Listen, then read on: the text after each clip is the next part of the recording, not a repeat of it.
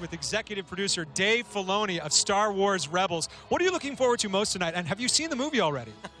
I have not. I have not seen the movie, which is exciting. You know, like anyone at Lucasfilm, I know a good deal about it, but you never know how it all turns out till you see it together, and I'm excited for that.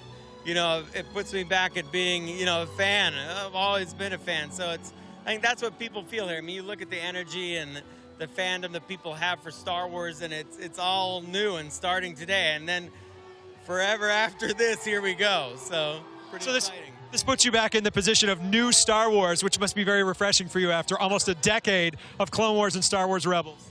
Yeah, it's different but awesome. I mean, in the best possible way, and we have so much exciting stuff happening, but today is really about, you know, kicking this whole thing off with Force Awakens, and the amount of work that everyone's put into this, from Kathy on down, is just incredible. The care, because we've got fans making it at every level, so well, I just can't wait. Look at this. You have a lot of fans everywhere you look. You have a lot of fans on your crew on Star Wars Rebels, of course, and you're a fan. Do you have an earliest Star Wars memory? I don't know if I've ever asked you this in all these years. You know, I just remember driving home from the movie and sitting in the back of my car with my brother, and we were like shooting at the other cars like we were in a Millennium Falcon blowing up TIE fighters, and it just, ever after that, you know, the music, listening to the music, and I mean, you hear it now. It's so important to the overall feel of Star Wars. It kept it with us when we didn't have VHS or DVDs or any of that. Like, listening to the records of Star Wars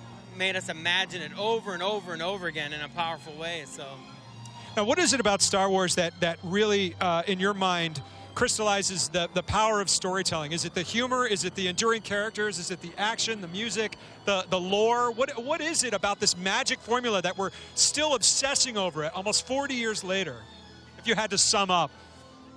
I think it's just the story of hope and you know, evolution that it is, as Luke goes from being a young person that doesn't really understand the world or the greater universe out there, which is a place we all are, and to eventually he masters that and eventually sees his parents in the real light of who they are. We all identify with that story. It doesn't matter if they're TIE fighters, X-Wings, even the Force. That's the beauty of it. But it's a very inclusive galaxy, and, you know, people just love, I think, the hopeful message that's occurring in the Star Wars saga, and I think that's going to begin again here today. Speaking of Luke, where is Luke? We finally get to find out. Now, I'm pretty sure this is the longest amount of time we've ever waited for a sequel, would you say? Is that right? I'm pretty sure. 32 years?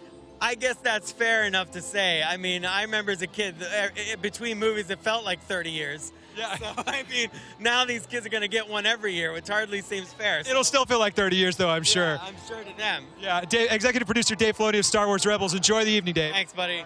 Great to see you here. Thanks, guys. Back to you.